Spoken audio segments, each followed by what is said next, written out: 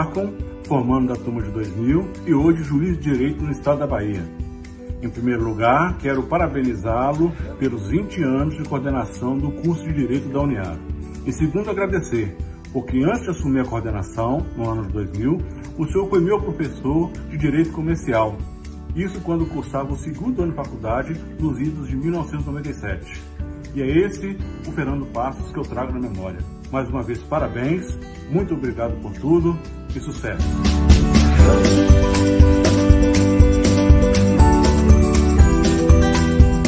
Thiago Romano. Hoje estou presidente da 5ª subseção da Ordem dos Advogados do Brasil. Com muito orgulho trago esse abraço ao professor Fernando e tenho muito orgulho de ter sido aluno do ano de 2003. Parabéns, professor Fernando. Receba essa homenagem hoje e sempre, por tudo que é, por tudo que faz. Meu nome é Silvia.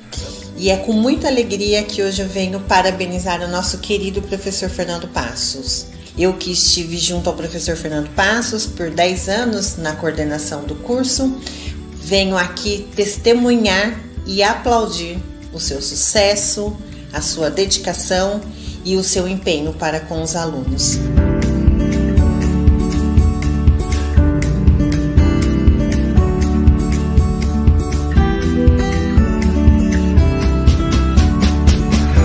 Fernando Passos, parabéns pela justa homenagem.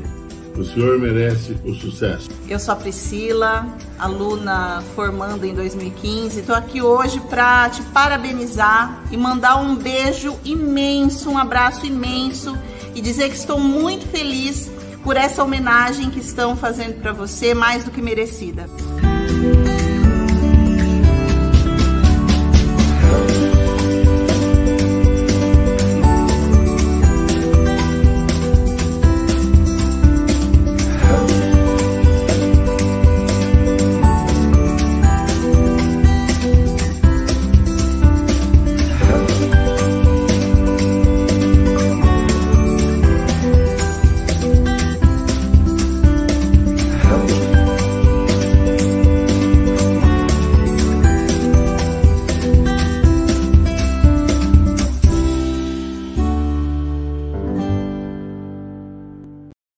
Boa noite a todos, boa noite a todas. Estamos iniciando as atividades da segunda noite da 49ª edição da Semana Jurídica da Uniara, evento que é uma realização do Diretório Acadêmico Professor Walter Medeiros Mauro, da Atlética Tourinho Filho do curso de Direito, da Coordenadoria de Extensão do curso de Direito e do Programa de Mestrado Profissional em Direito e Gestão de Conflitos. Este evento tem como apoiadora a Ordem dos Advogados do Brasil, 5ª Subseção Araraquara. A Semana Jurídica deste ano recebe o nome do professor Fernando Passos, em homenagem aos 20 anos de brilhantes trabalhos à frente da coordenação do curso de Direito da Uniara. Portanto, uma vez mais, rendemos nossas homenagens ao professor Fernando. Cumprimentamos os nossos alunos, cumprimentamos os nossos ex-alunos, professores, nobres magistrados, honrados representantes do Ministério Público, advogados e demais profissionais que militam na área jurídica. Queremos render um agradecimento muito especial, uma vez mais, aos profissionais da imprensa que sempre prestigiam os eventos da Uniara e do país. A partir deste momento, passamos diretamente ao painel desta noite. O tema do painel, Reforma do Pacto Federativo. Para nossa honra, compõem nossa mesa de debates Dr. Ives Gandara da Silva Martins, Dr. Gianpaolo Poggio Ismânio e doutora Maria Cristina Mattioli. Atuará como mediador do painel Dr. Carlos Eduardo de Freitas Fazoli, procurador da Fazenda Nacional e professor da Uniara, a quem eu convido a conduzir os trabalhos a partir deste momento. Dr. Fazoli, por favor, fique à vontade. Boa noite, é um enorme prazer e uma enorme satisfação fazer parte desta segunda noite da 49ª Semana Jurídica da Uniara. Semana esta que leva o nome do nosso querido professor Fernando Passos, em homenagem aos seus 20 anos à frente da coordenação do curso de Direito. Em nome do professor Fernando Passos, cumprimento os nobres integrantes do painel desta noite, os componentes da mesa virtual, os professores, as demais autoridades e, de forma muito especial, os nossos queridos alunos. Antes de iniciarmos os nossos trabalhos, eu vou pedir um minuto só para fazer uma singela homenagem ao professor Fernando, pois trata-se de uma pessoa singular no mundo jurídico. Eu tenho e tive a oportunidade de trabalhar com ele há mais de 13 anos, trabalhar muito de perto, e sei da sua dedicação e do seu empenho em fazer do curso da Uniara um curso melhor. E por que não fazer da própria Uniara uma instituição melhor? Esta é uma justíssima homenagem. Pouquíssimas vezes homenagem e homenageado tiveram um casamento tão perfeito. Meus sinceros parabéns e que Deus lhe permita, Fernando, mais 20 anos à frente do nosso curso de Direito, ok? Bom, agora, iniciando nossos trabalhos, o painel de hoje, nós vamos discutir reforma do Pacto Federativo. E eu vou fazer uma leitura rápida dos currículos de cada participante do painel. Em primeiro lugar, o ilustre doutor Ives Gandra da Silva Martins, professor emérito das universidades Mackenzie, Unip, Unifeu, UniFMU, do CIEE, o Estado de São Paulo, das Escolas de Comando do Estado-Maior do Exército, Superior de Guerra e da Magistratura do Tribunal Regional Federal da Primeira Região. Professor honorário das universidades Austral, Argentina, San Martín de Porres, Peru, e Vasilij Rhodes, Romênia. Doutor honoris causa da Universidade de Craiova, Romênia, e da PUC, Paraná, e PUC, Rio Grande do Sul. Catedrático da Universidade do Minho, Portugal, presidente do Conselho Superior de Direito da FEComércio São Paulo, ex-presidente da Academia Paulista de Letras e do Instituto dos Advogados de São Paulo. Em segundo lugar, doutor Gianpolo Porges Manio, doutor em Direito pela PUC São Paulo, procurador de Justiça, professor titular e diretor da Faculdade de Direito da Universidade Presbiteriana Mackenzie.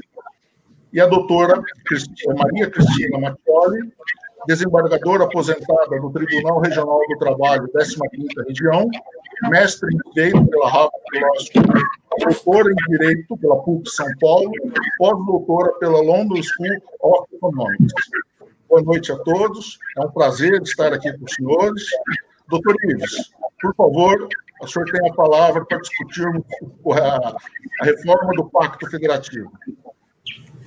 Em meu lugar, quero realmente agradecer o convite de estar aqui nesse painel em homenagem ao nosso querido Fernando Passos. Fernando é meu companheiro de Conselho Superior de Direito da FEComércio desde 1995, portanto, há mais de 20 anos. E eu acompanhei toda a carreira do Fernando. Araraquarense, por proposta dele, à Câmara Municipal, quando era vereador. Fernando merece essa homenagem. É realmente um excelente jurista, um grande advogado e, principalmente, um homem de bem. Um homem que, onde passa, sempre deixa a marca, e é homem justo. Nesse lugar, faria menção de que o adjetivo que melhor poderia definir um homem de bem era que era um homem justo. O próprio Evangelho de São José foi definido como um homem justo. Eu estou convencido desse objetivo sabe bem a Fernando é um homem justo. Sobre a reforma do Pacto Federativo, que fala-se na reforma desde que a Constituição foi. Participei de audiências públicas durante a Constituinte, convidado os constituintes, a nível pessoal, tanto de Bernardo Cabral quanto de Ulisses, então nossos contactos eram permanentes. Tínhamos preparado o país para que o país fosse formatado dentro de um regime correspondente a um parlamentarismo ou a um semi-parlamentarismo. próprio Ulisses Guimarães, algumas palestras minhas, sou parlamentarista desde bancos acadêmicos, e ele mesmo se convenceu com o tempo, nas discussões que tínhamos, nos livros que lhe mandava. Me lembro até que o Ulisses me pediu o livro de Ligiart, da Universidade de Yale, Democracy, em que ele analisou a Segunda Guerra Mundial, 20 países que não tinham tido ruptura institucional, 19 eram parlamentaristas e só um presidencialista, que era os Estados Unidos.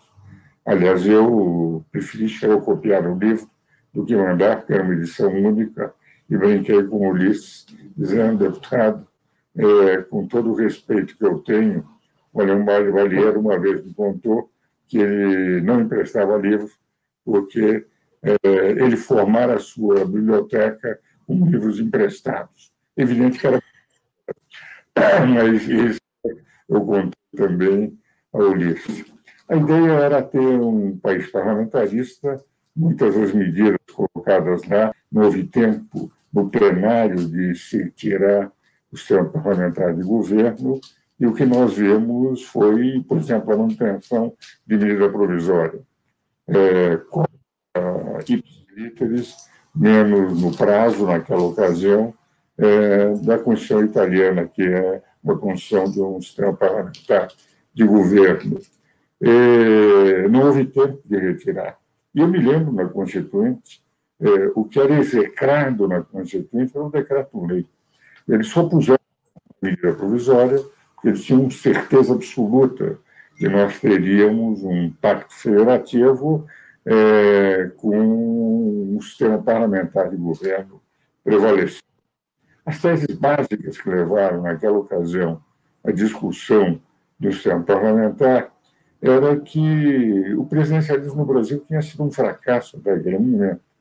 Nós tivemos o presidencialismo de 89 até 30, que, no fundo, era um presidencialismo de uma coalizão entre dois estados, São Paulo e Minas Gerais, um sistema extremamente complicado de apuração eleitoral, e se sabia de antemão, no momento de São Paulo e Minas se posicionasse, quem seria o presidente da República, independente das eleições. Tivemos o golpe de Estado em 1930, 45, um golpe para derrubar o Getúlio e permitir as eleições de 45, uma Constituição que deu uma espécie de alento de que estávamos entrando definitivamente depois da Segunda Guerra, depois da luta pela liberdade, que representou a marca da Segunda Guerra, não apenas uma reorientação geográfica que foi na Europa, a Primeira Guerra Mundial, e nós tivemos a esperança de que teríamos.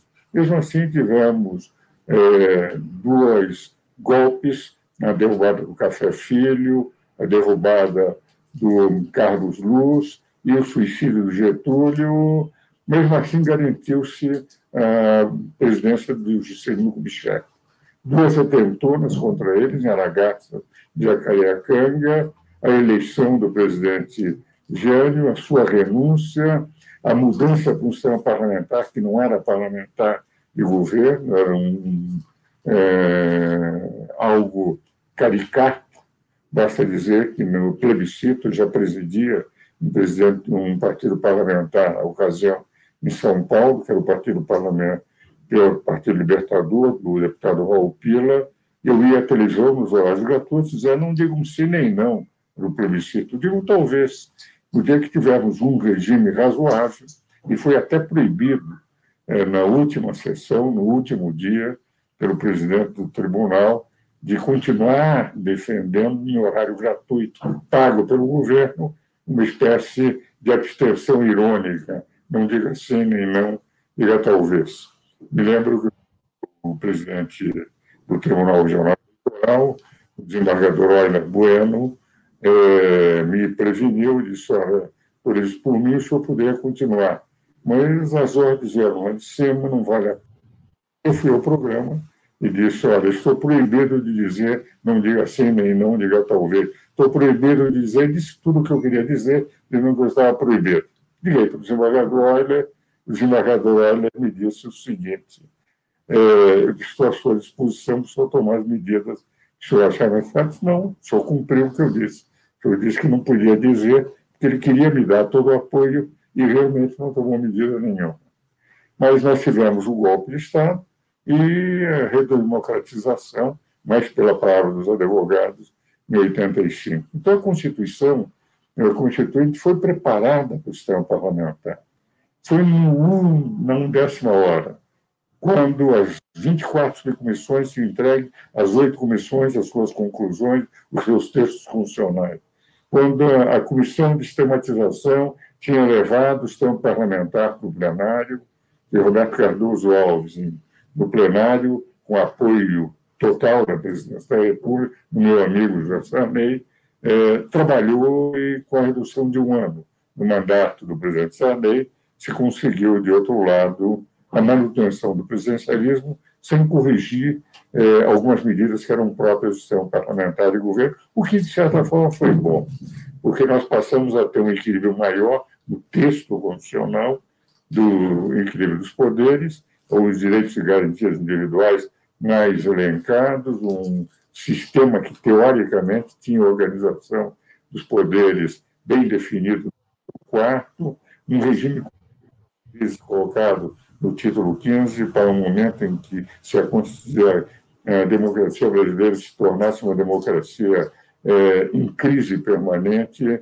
o Estado de Defesa, o papel das Forças Armadas para fazer com que a defesa do Estado, das instituições democráticas, que é o título do título 5º, pudessem permitir a volta à democracia e a força pública, segurança nacional, serviços de segurança pública à disposição das Forças Armadas no regime funcional das crianças. Então, foi toda uma Constituição preparada para uma democracia plena. Não dessa hora mantivemos o presidencialismo, entretanto, se fez uma composição no sentido de uma revisão constitucional, e essa revisão constitucional foi prejudicada porque, em vez de analisarem o sistema presidencial, o presidente, sistema parlamentar, e no sistema parlamentar a opção entre o parlamentarismo monárquico e o parlamentarismo republicano, eles puseram como se fosse entre o parlamentarismo monárquico e o presidencialismo, e a cédula apresentada fez uma confusão de tal forma que o parlamentarismo, suficientemente esclarecido, estava envolvido como se fosse a própria monarquia, quando, em rigor, a monarquia deveria ser, na cédula, uma das alternativas. O resultado final é que nós passamos a ter uma república em permanente crise. Esta crise levou a 2 impeachments de presidentes da República, uma constante ebulição do sistema político. O ministro Marco Aurélio, quando derrubou a cláusula de barreira, a proliferação de legendas e agregados políticos e não de partidos políticos sem ideologias definidas, e hoje nós estamos com uma Constituição que tem mais de 100 e poucas emendas, de rigor, 6 do sistema revisional e quase 110 emendas do sistema regular, do sistema ordinário, e o país em permanente crise. E uma crise em que, quando se fala em democracia, nós vemos os poderes não se entendendo, o Supremo Tribunal Federal investindo a todo momento nas atribuições dos outros poderes, um ativismo judicial, que eles denominam numa linguagem simpática de consequencialismo jurídico, e que, no fundo, é aquela linguagem pela qual que diz os fins justificam os meios, uma visão de poder nos vácuos legislativos atuais, de corrigir os rumos do legislativo, de corrigir os rumos do executivo, a partir da visão pessoal de 11 ministros que foram eleitos por um homem só e que não representam o povo. O povo é representado, de rigor, pelo legislativo, a totalidade do povo. Porque no legislativo temos a situação e a oposição. Pelo executivo, que temos a maioria do povo. E o representante da lei, que é o Poder Judiciário, O judiciário não representa o povo, representa a lei. É um legislador negativo, não foi eleito pelo povo através de concursos públicos. É dificílimo um concurso público. Participei de 3 bancas examinadoras de concurso para a magistratura, 2 na magistratura federal, 1 na magistratura estadual, e sei quão difícil é, mas são representantes da lei, não do povo. Quem representa o povo, quem pelo artigo 1º deve representar o povo, são os poderes eleitos por 140 milhões de brasileiros, e não como acontece no Supremo, eleito por um homem só. Tenho uma profunda admiração pelos ministros do Supremo, mas não são legisladores positivos. Eles não são condutores daquilo que manda a Constituição para o Executivo. O povo tem que escolher permanentemente, temporariamente, aqueles que quer.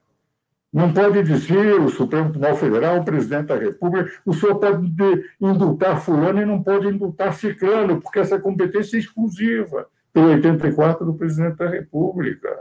Não pode dizer o senhor pode nomear fulano e não pode nomear ciclano, porque essa competência é exclusiva do presidente da República. Não pode chegar para o legislador, virar e dizer eu faço esta lei porque os senhores não fizeram até agora. Não pode ser um constituinte complementar, como, por exemplo, no caso, e eu não tenho nenhum preconceito contra os homossexuais, quando foi discutido em plenário, na Constituinte, em que deveria se colocar homem e mulher para o casamento.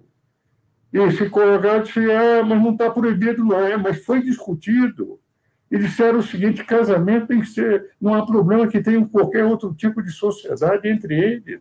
Mas o casamento, no sentido tradicional, de família, como foi sempre considerado no país, não pode ser. Isso foi discutido está nos anais da Constituinte, foram constituintes complementares. Na França, o Conselho Constitucional da França, quando examinou o mesmo problema, disse o seguinte, isso não é problema nosso, esse problema dos senhores irem até o Congresso e mudarem a Assembleia Nacional na França. E o quê? Perderam o Conselho Constitucional da França, que é o Tribunal Constitucional da França, e foram até a Assembleia Nacional e conseguiram a lei. Esse é o caminho normal, os representantes do povo que entenderam que eles teriam direito. Mas não caberia o Supremo mudar, dizendo o seguinte, não interessa o que os constituintes pensaram, nós fazemos o que nós entendemos melhor. Agora mesmo, recentemente, eu entendo que a decisão do Supremo de 2017 de dizer que pode afastar senadores, isso não compete ao Supremo sem autorização do Senado. Eles podem fazer depois, tem que pedir autorização ao Senado, mas não podem fazer antes. É o que está no artigo 53. O que vale dizer, nós não podemos efetivamente admitir essa invasão de competência, de atribuições, foram bem definidas para termos um Estado democrático de direito. E é dentro dessa linha, com o respeito que eu tenho, que é profundo, e a admiração profunda pelos ministros individualmente, mas acho que estão violentando a Constituição quando não cumprem aquilo que os constituintes fizeram, representando o povo que eles não representam, que eles não poderiam ter feito isso. E não adianta dizer, atendemos o clamor popular, porque o clamor popular não é para o Supremo, o clamor popular é para o Legislativo, o clamor popular é para o Executivo. E dentro dessa linha nós temos que repensar. Se não tivessem os senadores, os deputados, estão amedrontados, já teriam tomado posições no sentido de não concordarem e mudarem imediatamente todas essas decisões, tomando posições e não acolherem. Por exemplo, afasta-se de não aceitar afastamento de um senador, a não ser que o próprio Senado afaste, e daí sim terá que ser julgado pelo Supremo, que a função do Supremo é julgar aquilo que foi autorizado. E se não for concedida a autorização, toda a prescrição fica suspensa, para quando perder o mandato, efetivamente correr o processo, se houver um crime, se houver. Então, dentro dessa linha, eu tenho a impressão que nós temos que repensar o Pacto Federativo. Não é possível que nós digamos o seguinte, todos os corruptos estão no Legislativo e no Executivo, e só há vestais no Poder Judiciário. Não é possível, efetivamente, sentirmos assim um país desequilibrado, porque há um superpoder, dois poderes representativos do povo, que são acólitos, que dependem sempre da vontade e da opinião de um poder, e um superpoder intocável, porque eles decidem em causa própria o que quiserem, e que, efetivamente, diz no Estado Democrático de Direito, no Pacto Federativo Brasileiro, que eles são o superpoder do país. Tenho a impressão que isso tem que ser modificado.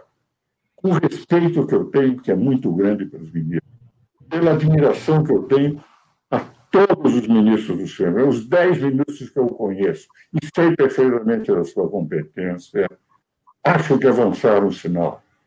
E tudo aquilo que foi discutido, eu participei de debates, estava em contato permanente com alguns dispositivos constitucionais, eu auxiliei o Bernardo Cabral a redigir, e o sistema tributário, e vendo que depois de 20 meses de discussão de uma Assembleia Nacional Constituinte eleita pelo povo com essa finalidade, em que o Poder Judiciário, pelo artigo 103, parágrafo 2º, nem nas ações diretas por impossibilidade e por omissão poderiam alterar ou legislar em lugar do Legislativo, devendo apenas comunicar ao Legislativo que eles estavam inconstitucionalmente. Eu fico, evidentemente, com a sensação que nós temos que fazer com que as águas voltem ao leito do rio, que os poderes sejam, como diz o artigo 2º, harmônicos e independentes. E é evidente que, a partir daí, nós podemos discutir dentro do Legislativo alguns temas fundamentais.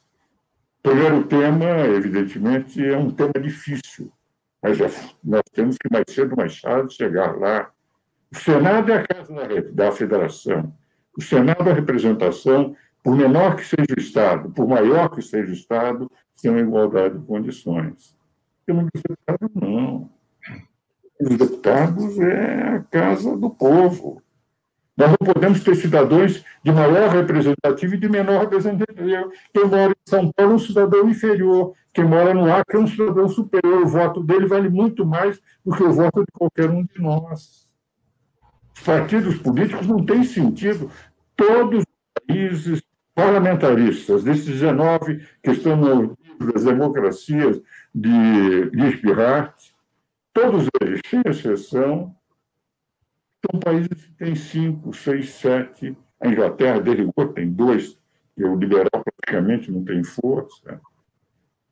Então, evidentemente, nós temos que repensar e discutir. E nós, professores universitários, nós aqueles que, enfim, refletimos sobre o direito, nós, advogados, aqueles que trabalham pelas instituições pro bono, sem receber absolutamente nada, que consideram que isso está na essência do seu exercício profissional, nós temos que bater a exaustão.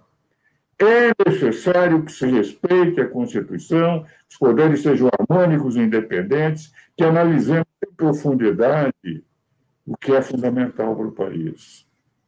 Em 2012, o presidente Sarney nomeou uma comissão de 13 pessoas, ele chamou a Comissão dos Notáveis para nosso desconforto, para repensar o Pacto Federativo, e nós apresentamos 12 anteprojetos, de emenda constitucional, de leis complementares, de leis ordinárias, de resoluções do Senado, repensando o Pacto Federativo.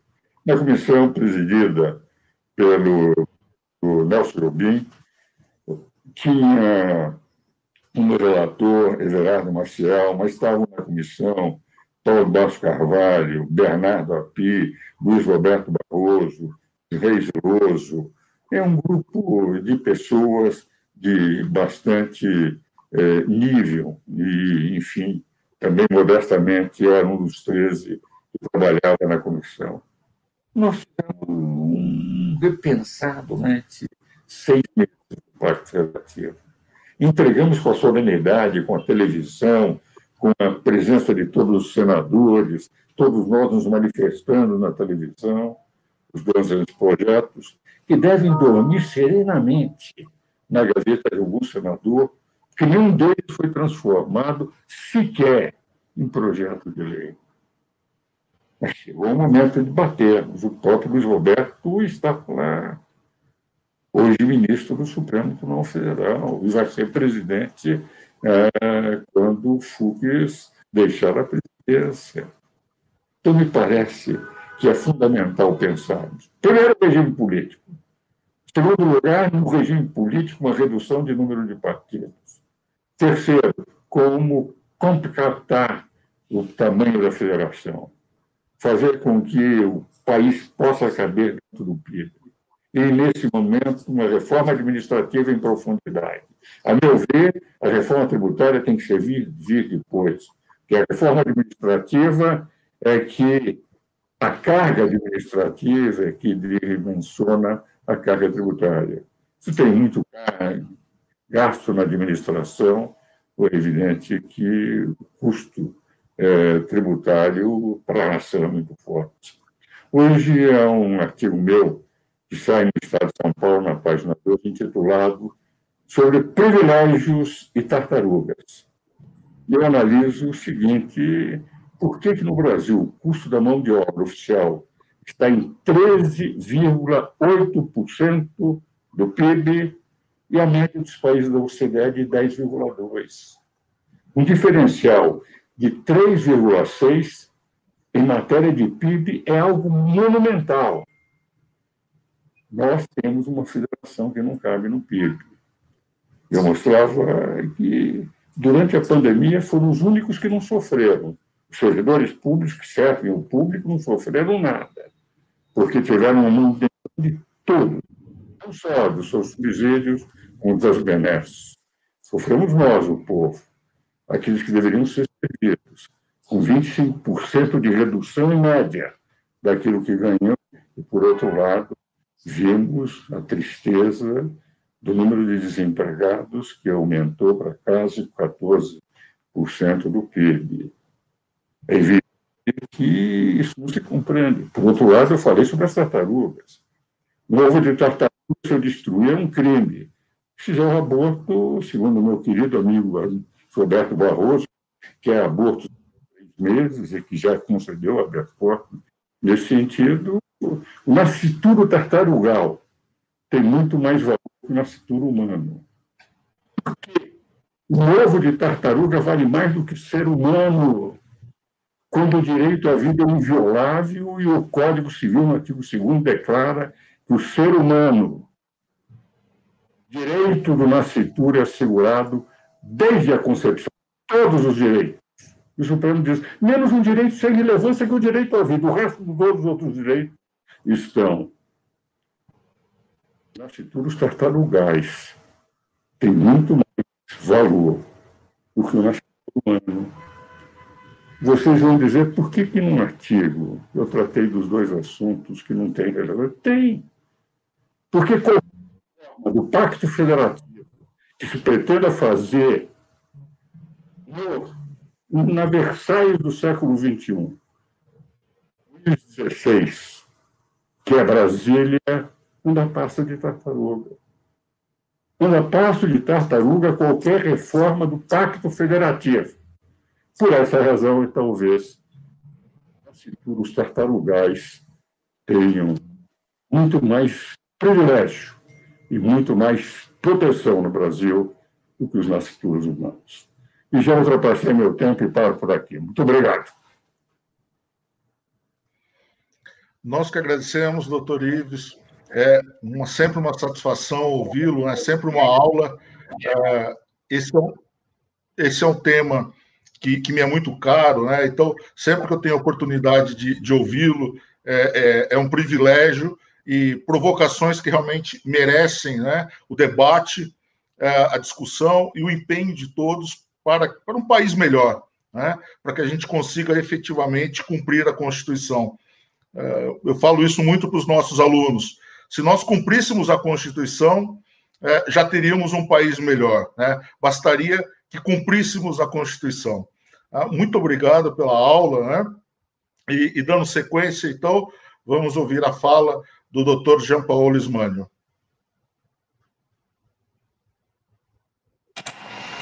Muito boa noite a todos. Queria agradecer o convite que me foi formulado. Queria cumprimentar o professor Fasoli, que está aqui mediando o nosso encontro, e em seu nome cumprimentar todos os professores, os alunos da Uniara. Queria também me unir a todos na homenagem ao professor Fernando Passos, essa 49ª Semana Jurídica, que tem o seu nome, e que nós todos estamos aqui para homenageá-lo, né? Também, evidente, é uma honra estar aqui na Uniara, sobretudo uma honra estar com o professor Ives Gandra Martins, mas, sem dúvida nenhuma, hoje é a homenagem ao professor Fernando Passos, que é merecedor de toda a amizade, todas as homenagens que os alunos, os professores, os amigos possam realizar. Parabéns, professor Fernando, um grande abraço. O senhor é um professor que está com todos nós sempre, e é sempre uma luz para todos os seus amigos na nossa caminhada. Queria cumprimentar muito, é uma honra mesmo estar com o professor Ives Gandra Martins. O professor Ives Gandra é um dos grandes orientadores de todas as gerações de juristas que após ele surgiram.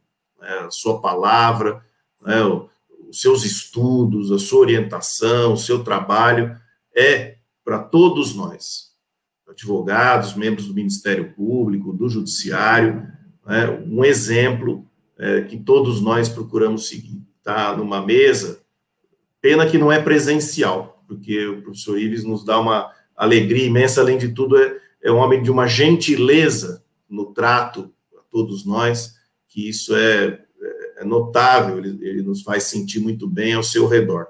Mas, ainda que seja virtual, professor Ives, faço questão de dizer aqui da minha absoluta alegria, honra, de estar aqui ao seu lado, discutindo um tema tão relevante que o senhor tem escrito, tem se manifestado, enfim, o senhor viveu a nossa Constituição e o nosso país no mundo jurídico, e todos nós o reverenciamos por isso. Um grande abraço ao senhor também. E também uma alegria estar com a professora doutora Maria Cristina Mattioli, que também é uma professora destacada, conhecedora do tema, tem um longo serviço prestado ao Judiciário do Brasil, e para mim é uma alegria, professora Maria Cristina, poder também estar aqui dividindo a mesa, dividindo essas análises tão relevantes para o nosso país nesse momento. Eu escolhi para falar sobre Pacto Federativo com um viés um pouco diferente do que o professor Ives abordou. Escolhi tratar do Pacto Federativo sob o viés da federação, a união indissolúvel da União, dos estados, municípios, Distrito Federal, e abordar essa vertente do Pacto Federativo, e vem em complemento àquilo que foi dito pelo professor Ives. A nossa Constituição Federal é muito clara na adoção da espécie de federação, daquilo que todos nós do Estado Democrático de Direito brasileiro conhecemos, lá no artigo 1º, no seu artigo 18º, com muita clareza, mas nós temos questões muito importantes que, conforme a vida do país se mostrou, a Constituição aplicada ao nosso dia a dia se mostrou, nós hoje temos dificuldades que precisamos enfrentar. Parte, como o professor Ives falou, e eu concordo, parte das dificuldades do país é em virtude desta questão de pacto federativo que precisa ser revista, ou atualizada, ou repensada, enfim, como queira. Nós temos duas maneiras de enxergar o pacto federativo sob essa ótica da União, estados e municípios. A primeira é as atribuições que a Constituição confere a cada ente federativo. E a segunda, receitas e despesas para cumprir as obrigações e as atribuições constitucionais. A nossa Constituição Federal foi muito pródiga nos direitos, foi muito pródiga nas atribuições, nas garantias, mas ela não teve o mesmo cuidado, e hoje, com a experiência, insisto sempre, hoje nós podemos falar com mais tranquilidade por conta daquilo que vivenciamos na experiência constitucional do país. A Constituição não teve o mesmo cuidado na questão das despesas, na questão das receitas, na questão do equilíbrio entre quais são os direitos, as atribuições e de que maneira nós vamos realizá-los, né? Como falou muito bem o professor Ives Gandra, a nossa federação não cabe no orçamento e no PIB do país, ela não cabe dentro daquilo que nós produzimos. Isso é um fato que nós precisamos reconhecer, né, enfrentar e encontrar soluções, porque parte da crise que o país vive é fruto dessa questão. Então, eu trago algumas questões aqui, até que a minha experiência profissional me permitiu avaliar. A primeira é que falta precisão nas atribuições entre União, estados e municípios, sobretudo em áreas muito sensíveis, né? Vou dar como exemplo a área da saúde, né? Nós sabemos que a União, estados e municípios têm competências concorrentes, mas isso não está muito claro na Constituição quem cuida do quê, né? Tanto é que nós recentemente tivemos questões que o Supremo precisou resolver diante de uma polêmica que se estabeleceu a respeito da pandemia e de quais entes federativos deveriam ou não atuar. E isso em época de pandemia, mas mesmo sem ser essa época de pandemia, nós já temos dificuldades a esse respeito, né? Quem precisa de um tratamento e está numa cidade, né, ele é o município que tem que responder por isso, é o Estado que tem que responder, é a União, né? Ele vai ao hospital público, às vezes ele vai a um hospital particular, é atendido pelo SUS, quem é que paga a conta? Tem muitas santas casas dos municípios, né, para dar um exemplo bem concreto, que estão quebradas por falta do repasse e falta da decisão de quem é o responsável pelo pagamento daqueles atendimentos médicos. E, evidentemente, que nós podemos falar em divisão, mas o nosso sistema acaba jogando tudo nas costas de um fundo da União, né?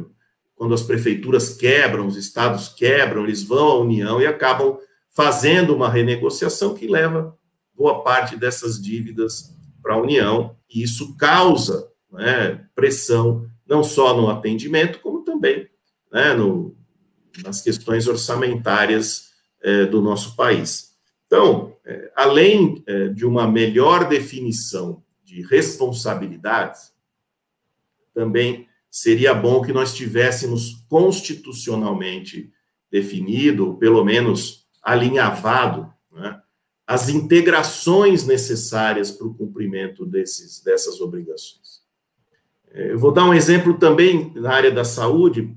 A minha experiência profissional acabou me levando a lidar com isso. Quando eu assumi a Procuradoria-Geral de São Paulo, o governador, o secretário de Saúde, da Receita, vieram conversar comigo dizendo o seguinte, que a judicialização da saúde levava 1/3 do orçamento de saúde do Estado. Se, por exemplo, o Estado tem 3 bilhões para gastar na saúde, 1/3, 1 bilhão, era resolvido pelo judiciário. Se, por um lado, o judiciário não pode deixar de apreciar lesões a direitos, por outro lado, o judiciário não pode quebrar o sistema. Ele não pode transformar o sistema. Né? Através da ação do judiciário, não é possível prejudicar o sistema. Né? Porque muitas pessoas usavam o judiciário para conseguir benefícios, porque tinham mais condições de contratar bons advogados, de ir ao judiciário. E grande parcela da população que não tem essa condição, não tinha o serviço, porque os outros passavam na frente, e elas não tinham condição de ter o mesmo atendimento por falta de verba. Então, essa é uma realidade que o nosso pacto federativo precisa enxergar e resolver. Nós criamos, aqui no estado de São Paulo, um projeto que hoje está em pleno funcionamento, que se chamou Acessa SUS. Juntamos Ministério Público, Defensoria Pública, o Judiciário, a Secretaria Estadual de Saúde, Secretarias Municipais de Saúde, é evidente, aderiram aqueles que quiseram, para que nós pudéssemos encontrar uma maneira de integrar esses sistemas e resolver esses problemas, fixando as responsabilidades e podendo auxiliar o Estado a cumprir, né, esse dever de prestar assistência de saúde para a população. Quando juntamos e integramos as forças, nós imediatamente começamos a localizar as fraudes. Para dar um exemplo, um determinado medicamento era pedido no estado todo com o mesmo erro de português na receita. Era a mesma receita. Bom, ou todos os médicos do estado não sabem escrever o português, ou estava havendo alguma fraude no pedido. Outro exemplo de fraude que nós pegamos, cidades muito pequenas tinham pedidos de tratamentos caros em maior número do que a cidade de São Paulo. De novo, ou todos os doentes estavam naquela cidade, tinham ido morar por coincidência na mesma cidade, o que é impossível, ou havia uma distorção que precisava ser avaliada. Então, começamos a melhorar a questão orçamentária quando integramos os centros de dados para poder observar esses pedidos. Depois, começamos a caminhar para que os municípios e o Estado pudessem se integrar nos tratamentos. Então, qual é o pedido de tratamento? Não tem esse? Qual que existe? Qual é o similar? Onde ele se encontra? Né? Como é que o Estado vai resolver problemas regionais? E precisa ser regional, porque nenhum município sozinho vai conseguir ter hospitais e centros médicos para tratar todos os problemas. É muito mais econômico a regionalização dessas questões. E muito mais eficiente para tratar as pessoas. E isso começou a ser feito. Nas cidades que aderiram e no Estado, quando deixei a Procuradoria-Geral, nós tínhamos um índice de 70% de soluções amigáveis, sem a judicialização. Ou seja, nós conseguimos efetivamente economizar dinheiro, atender melhor as pessoas, com mais eficiência, né? Não é só economizar, é usar melhor o dinheiro. Né? Porque o que sobra de um lado na saúde pode ser usado de outro lado. Né? Isso é fundamental. Então, isso me deu uma percepção muito clara de que fixar atribuições e integrar os entes federativos é um caminho que nós precisamos trilhar, né, dentro dessa nova ideia de pacto federativo, né, para que a gente saiba quem tem a responsabilidade, como fazer, como integrar, quem pode, né, trabalhar em conjunto, sobretudo integrando o sistema judicial em colaboração com o executivo. Acho que isso foi um grande avanço, né? E é um grande avanço também de pacto federativo.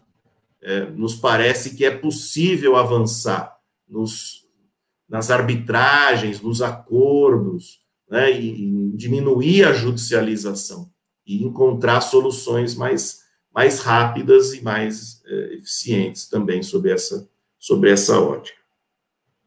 Também é importante que a gente possa olhar o pacto federativo pelos seus controles, pela sua transparência. Né? Porque quando nós falamos em receitas e despesas, nós temos que falar em controle dessas verbas. Né? Não é só transferir verbas, é, ao mesmo tempo, possibilitar transparência no uso das verbas. Isso é muito importante. Para dar um outro exemplo, em determinadas licitações, O que a gente percebeu quando integramos os sistemas com o Tribunal de Contas, com as prefeituras, né? Falando de saúde, de educação, em áreas de educação, tinham empresas que eram sempre as perdedoras. Elas entravam na licitação para perder em todos os municípios. De novo, ou de fato aquela empresa não tem condição nenhuma de disputar, ou estava havendo alguma fraude no sistema da disputa, né? Então, são coisas que também pelo lado da transparência precisam ser verificáveis. Então, nós fizemos um convênio com o Tribunal de Contas e fizemos uma atuação preventiva. Nós levamos aos prefeitos os problemas antes que eles acontecessem, para que o prefeito pudesse saber, né, como lidar melhor com o dinheiro que ele tinha disponível e tinha disponibilizado para aquela determinada prestação de serviço que ele deveria realizar. Então, essa uma melhor definição das atribuições, uma integração de estruturas nas atribuições e uma transparência, um controle efetivos e preventivos são caminhos que nós poderíamos sugerir, né, dentro das questões que envolvem o Pacto Federativo. Porque ficar só nessa discussão de centralização ou descentralização, ela, de um jeito ou de outro, vai encontrar as mesmas mazelas, né? Não me parece que essa seja a grande questão. A questão é como gastar o dinheiro, como prestar bem o serviço, né? De certo, existem situações que precisam ser descentralizadas mesmo, né? Mas outras precisam de regionalizações, de maior centralização. Isso nós só vamos saber quando juntos olharmos essas atribuições e essas políticas públicas, no fundo se trata disso, né, das políticas públicas de atendimento, e que também podem ser políticas públicas com o setor privado, né? Não há nenhum problema em integrar o setor privado dentro dessas políticas para melhor servir a população. Existem áreas em que o setor privado tem mais condição, por mais agilidade, né, por mais expertise, por mais rapidez. Em outras, o setor público tem a formação e as expertises necessárias. Isso é uma questão de verificar quais são, né, quais são os objetivos do atendimento à população. Nós temos hoje no Congresso uma proposta de revisão do Pacto Federativo, que traz muitos aspectos positivos, né? Sobretudo nessa questão da descentralização, mas também na responsabilização. Há uma distribuição maior, uma proposta, né, de distribuição maior dos royalties do petróleo, no fundo, é disso que se trata, para estados e municípios, em troca de uma fiscalização, né, maior e de uma impossibilidade de, a partir de um certo patamar, poder fazer gastos públicos, um gatilho, né?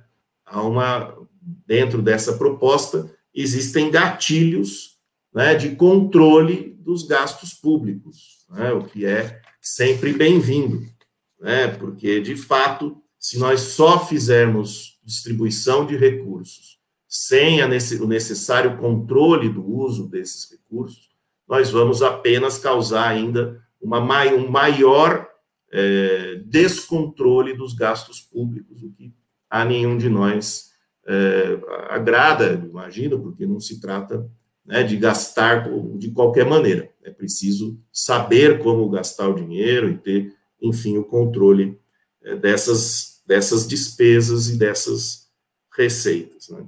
Há uma discussão também nesse mesmo projeto sobre vinculação e desvinculação. Esse é um aspecto que precisa ser muito bem ponderado, né? Eu ainda não tenho uma posição formada. Pelo que vi do projeto, saúde e educação vão ser integrados na vinculação das verbas.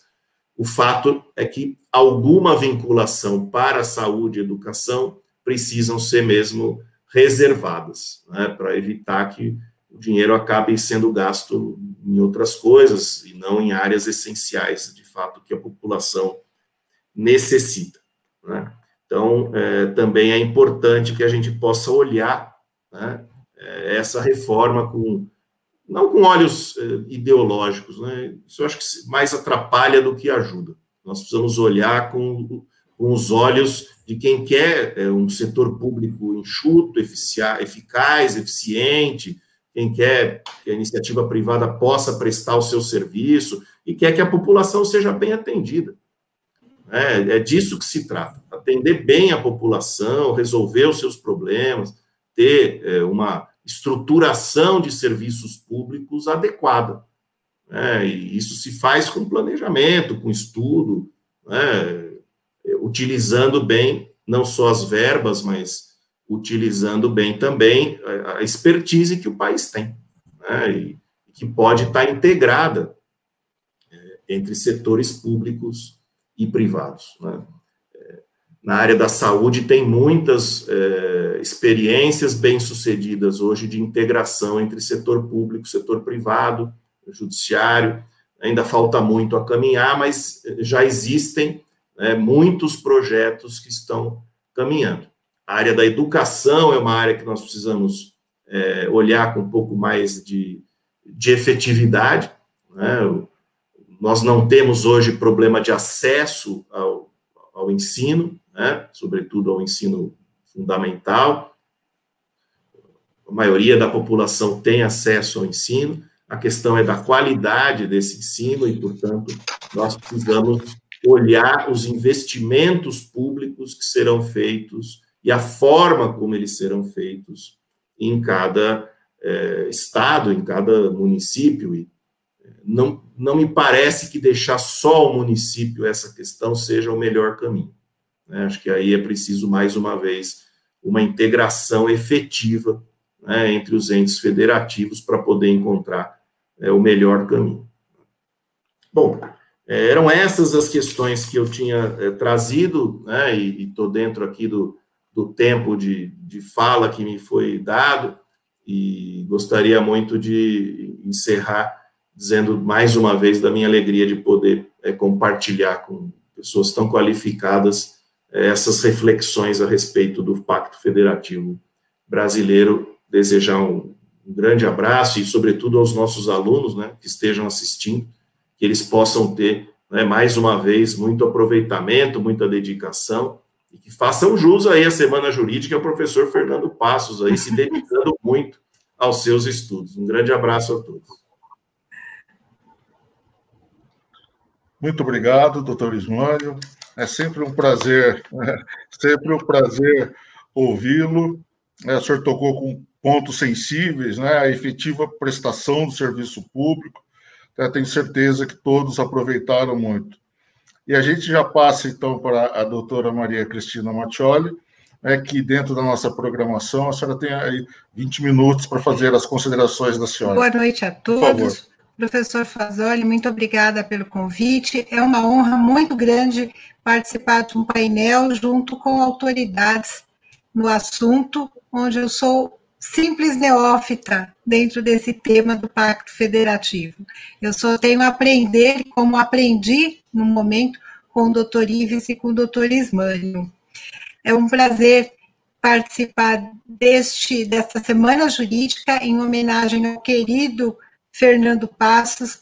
Eu não vou dizer o tempo que nós nos conhecemos, mas já está quase aí os seus 20 anos de coordenação, e é um carinho enorme que eu tenho por ele, e desejando sempre cada vez mais sucesso.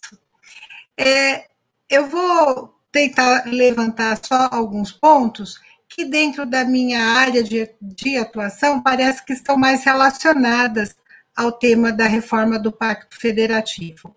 Eu tenho, assim, ainda aquela noção de pacto federativo vindo do direito constitucional, que está muito ligada só à divisão de poderes no sentido de arrecadação, fiscalização gestão de recursos públicos, né? E competência entre União, estados e municípios. Eu não tenho, assim, muitos fundamentos para falar no campo, na esfera política.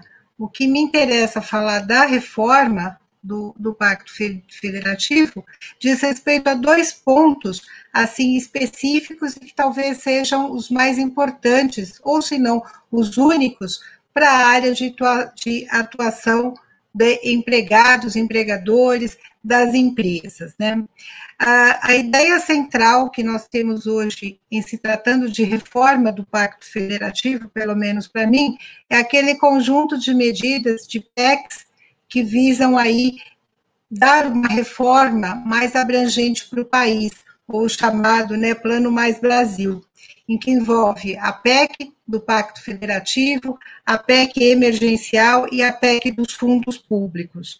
Essas propostas, pelo que eu tenho lido, das PECs e das tentativas de passar o relatório pelo Senado, envolve alguns temas, mas a ideia central que eu tenho percebido é uma maneira de tentar alterar ou modificar completamente a forma de se fazer política pública no Brasil, na medida em que se propõe alterar a maneira como União, estados e municípios arrecadam receitas e dividem as responsabilidades entre si, dividem as responsabilidades entre União, estados e municípios. Me parece que a proposta de reforma seria dar mais autonomia financeira aos estados e aos municípios, né? E, dentre essas medidas, então, para atingir esse objetivo, seria importante descentralização dos recursos públicos e a desvinculação de receitas a determinadas despesas, ou aquilo que o ministro da Economia chama de 3D, né? Desindexar, desobrigar e desvincular. E aí, por isso, então, a importância da reforma do pacto para fins de modificação da forma de fazer políticas públicas no país.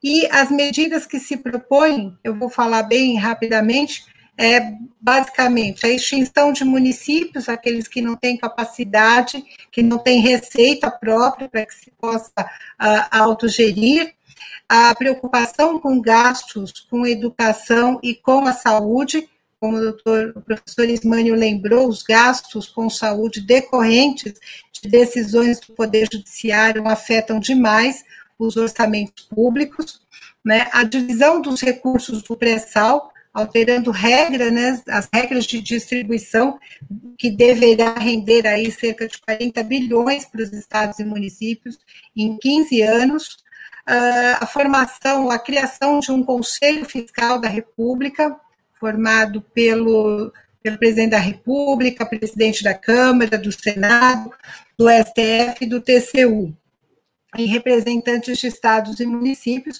instituindo, assim, um órgão de fiscalização das contas. E aí uma proposta também de emergência fiscal, que o professor Ismânio lembrou, disparando gatilhos de emergência, né, toda vez que União, estados ou municípios estiverem em situação financeira irregular. Me parece que esses 2 pontos, as renúncias tributárias e a emergência fiscal, têm uma relação não direta, mas talvez reflexa no desenvolvimento econômico do país. Primeiro porque as renúncias tributárias, hoje nós temos aí várias propostas, né, de isenções, de concessão de renúncias pelos estados, né, a fim de atrair a instalação de novas indústrias, e isso atualmente, com essas renúncias, a gente teria aí pelo menos 4% do PIB brasileiro, né, constituído de renúncias. A ideia seria diminuir isso para pelo menos 2% do PIB, com a arrecadação de renúncias fiscais, empresas ou pessoas físicas. E aqui o que nos interessa atualmente é a discussão, aí me parece, e aí o professor Ives, que é o meu tributarista preferido, posso me dizer se eu poderia encaixar desta ótica a desoneração da folha de pagamento, que para mim pode ser vista também como uma forma de renúncia fiscal, na medida em que hoje nós temos aí pelo menos 17 setores, né, da indústria com esse modelo, um regime diferenciado de recolhimento de contribuição previdenciária paga pelos patrões ao INSS, né? Esta desoneração de folha permite uma redução de custos com um cálculo sobre a receita bruta da empresa. Não chega a atingir o salário do empregado, mas atinge a receita. E essa desoneração foi criada, todo mundo sabe, para beneficiar setores responsáveis pelo grande número de empregos, como o setor de call center, o setor de transporte, o setor têxtil, né, da indústria têxtil. Este benefício, como nós temos hoje, ele vale até o final deste ano, até 2021. A proposta aprovada pelo Congresso, mas vetada pelo Executivo, seria de imposição dessa desoneração até o final de 2021. Isso seria aí uma forma de auxiliar a recuperação da economia, e especialmente bastante abalada em razão da pandemia, né? E gerando aí pelo menos uns 6 milhões de emprego. Caso isso não ocorra, esses 6 milhões de emprego podem ficar em risco, né? Essa reforma, ou essa desoneração, segundo o ministro da Economia, pode ser, ou ele entende, né, que estaria abrangida pela reforma tributária. E aí a desoneração estaria incluída na reforma tributária também, devendo ser votada, pelo que nós temos lido das notícias, somente em 2021.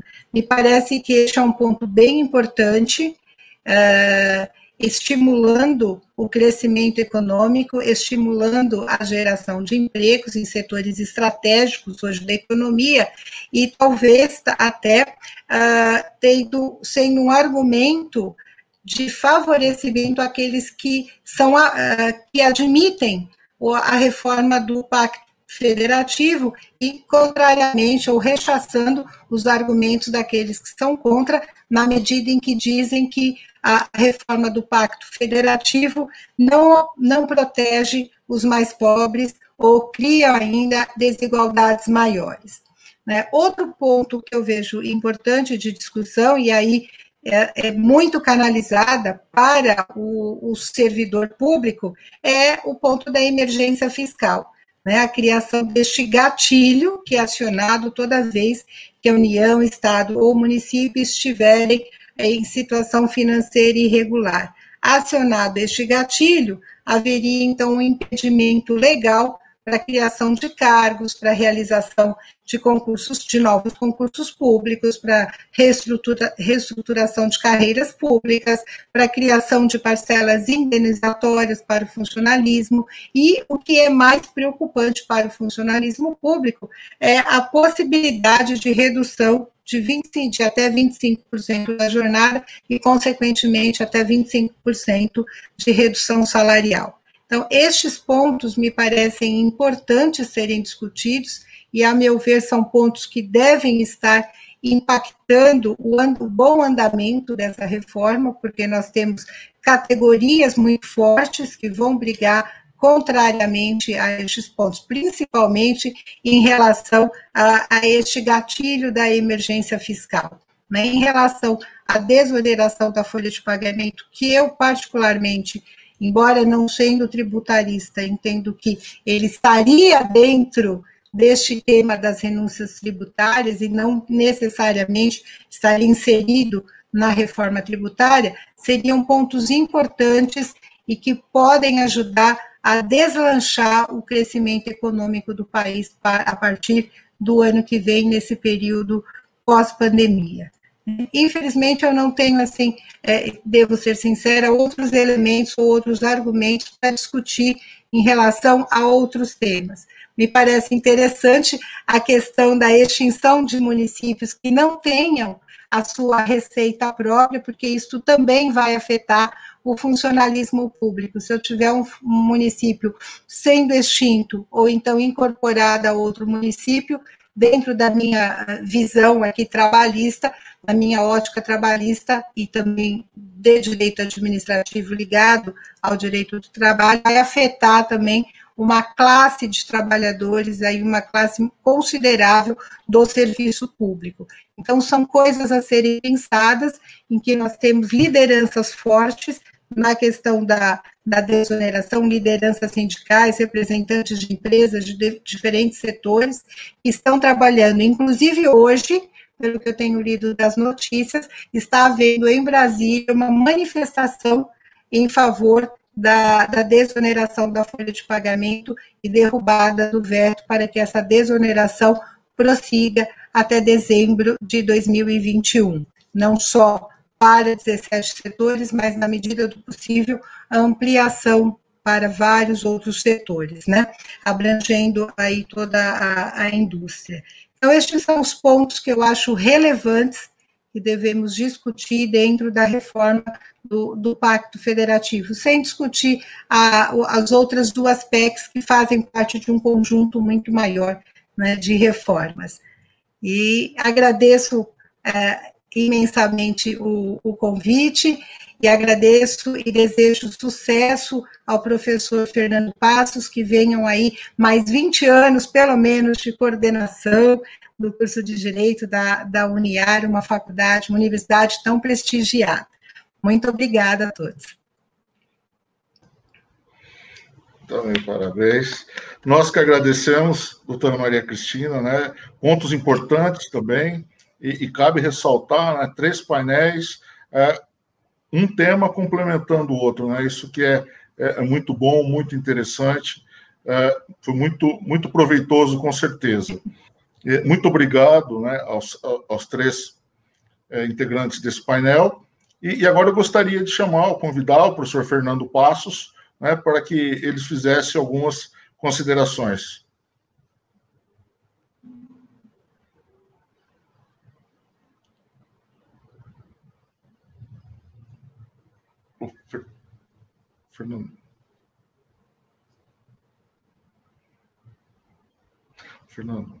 Fernando, microfone. Professor Fernando, o microfone.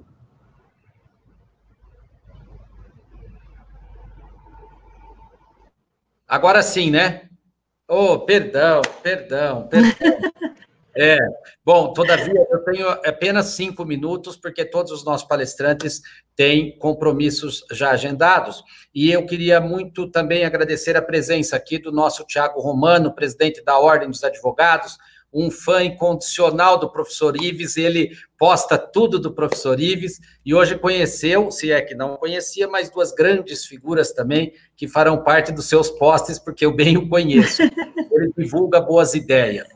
Eu queria dizer que hoje, por coincidência, este painel era para ser na segunda, depois nós mudamos para a terça, e foi muito importante, porque hoje é o Dia do Poeta. E o Dia do Poeta é uma referência que eu, o doutor Ismânio e a doutora Cristina Mattioli gostaríamos de prestar esta homenagem ao doutor Ives Gandra, junto com o professor Fasoli e todos que me ouvem, porque o doutor Ives, ele é poeta em todos os sentidos. No primeiro sentido, ele continua acreditando no Brasil. Ele continua acreditando no Brasil. E ele louva o Brasil. Isto é uma das maiores lições que ele tem. E depois ele é poeta no estrito sensu. Os seus livros de poesia são maravilhosos e os poemas da Dona Ruth são inesquecíveis. E todo homem que ama uma mulher, ou uma mulher que ama um homem, um ser humano que ama outro homem, pode se inspirar nesse grande amor de vida que dura muito mais do que 50 anos já, né, doutor Ives? 58, né? E realmente é um exemplo para todos nós. Parabéns, doutor Ives. Doutor Ives, hoje, ele realmente mostrou que a federação está doente. Não é a democracia que está doente, é a federação. Mas estão querendo acabar com a democracia, impondo um poder sobre os outros 2. O doutor Ives bem demonstrou isso. Quer dizer, hoje todos nós estamos sabendo que se formata uma federação em que há um superpoder. É uma realidade, é uma realidade. Se for assim, tudo bem, vamos mudar a Constituição para dizer que existe um superpoder, não é? Se for essa a decisão do povo brasileiro. Mas não é essa a decisão de que está esculpida na Constituição de 1988, como foi lembrado pelo doutor Ives.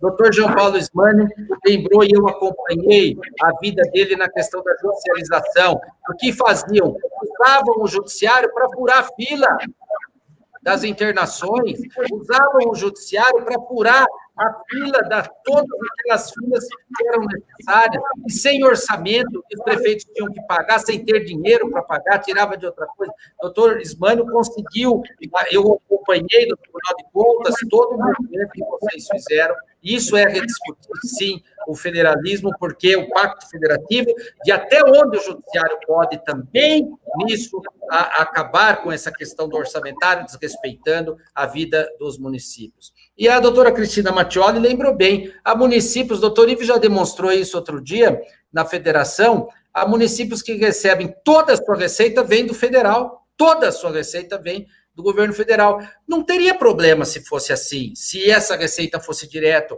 às necessidades do povo. Não, boa parte dela fica na administração, que não tinha necessidade nenhuma de existir, já que ele não tem receita. A receita vem do governo federal. Então, é ridículo. É uma apropriação indevida dos recursos do cidadão, na verdade, e um recurso que não chega ao cidadão. Bom, eu me senti muito emocionado por essas belíssimas palavras de todos os senhores, me sinto muito homenageado, claro, de perderem vosso precioso tempo, mas de trazerem também o conhecimento aos nossos alunos. Eu agradeço do coração, e logo mais irei a São Paulo pessoalmente levar o livro, agradecendo também os belos artigos que todos os senhores escreveram. É um livro que o doutor Ives sabe bem, né, doutor Ives? Isso é uma coisa que marca para toda a nossa vida. Muito obrigado. Obrigado, professor Fasoli, pela sua condição. Obrigado, professor Rui. Obrigado, doutor Tiago Romano. Obrigado. Amém. Amém. Nosso agradecimento aos nossos palestrantes desta segunda noite. Agradecemos especialmente também ao professor Carlos Fasoli pela brilhante condução dos trabalhos e lembramos que as atividades da 49ª Semana Jurídica recomeçam amanhã a partir das 19 horas.